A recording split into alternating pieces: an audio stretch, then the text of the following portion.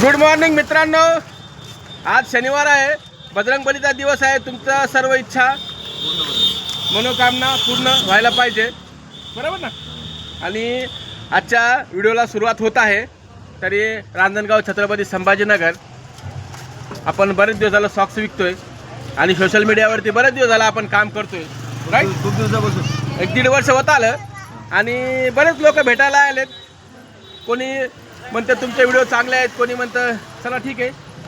पण आपल्या नांदेड जिल्ह्याचे हनुमंत, पूर्ण नाव सांगा. हनुमंत प्रल्हाद शिंदे हे आपल्याला हमेशा भेटायला इथंच राहतात ते MIDC मध्ये रांजणगावमध्ये. पण आज भेटायला आलेत मला.